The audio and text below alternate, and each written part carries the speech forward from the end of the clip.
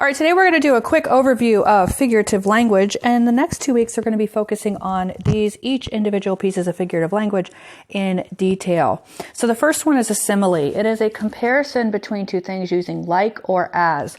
And I'm going to open, this is something that is in your notes, okay? You're going to cut it. I don't know why that says antonyms. And we're going to make it a flap. So I'm going to put some examples behind here. Some similes. Her heart is like gold. Heart is like gold. So we're comparing her heart to gold. The world is like a stage. Is like a stage. Okay, use the word like. He eats like a pig. He is as fast as a cheetah. So we're using like or as to compare two things. And the reason why we do that is so that we can see what the author is trying to say and illustrating it a little bit more. So I want to say that she's really nice, but if I say she has a heart of gold, that means that she's really, really nice. If I say that he's as fast as a cheetah, he's not just fast. I can see how fast a cheetah is, and I know that he is super fast. Okay? Now, the difference between a metaphor and a simile is that a metaphor says one thing is another, and a simile says something else is like another. So a metaphor says that something is so much like another thing that it might as well be that thing. Like, her heart is gold. So it doesn't use the world is a stage.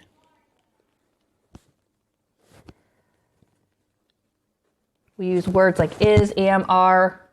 You are a rock. You are my rock, meaning that someone is really strong. You are my sunshine.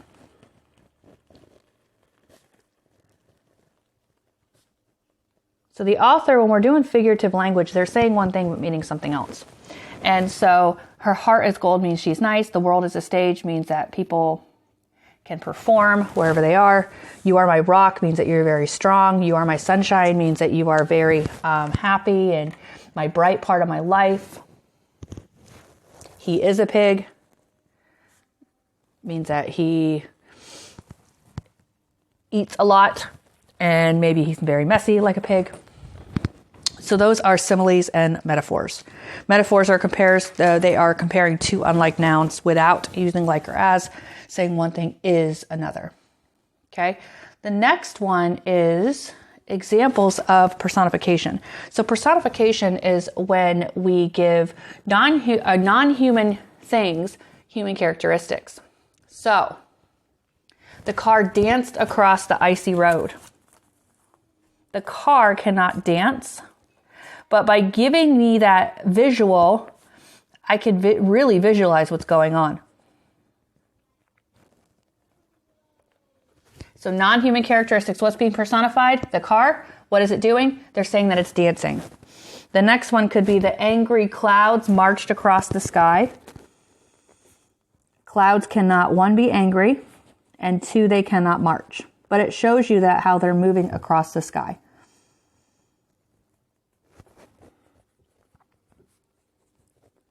Another one that we have is the stars in the clear night sky winked at me. Oops, I should have used the stars. Winked at me. So it kind of gives me the idea that they're twinkling if they're winking. Okay. So personification is giving non-human objects human characteristics. And now my last one, it's spelled hyperbole, but we say hyperbole. Hyperbole. A hyperbole is an extreme exaggeration of the truth, such as, I'm so hungry I could eat a horse.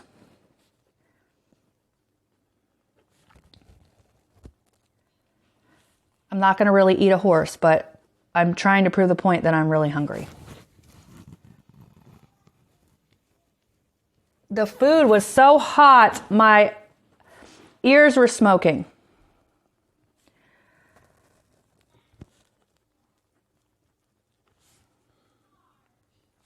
So extreme exaggeration of the truth is a hyperbole.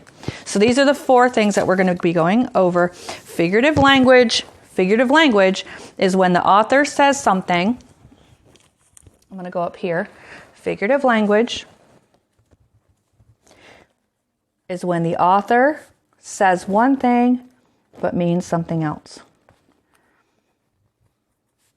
Usually trying to paint a picture.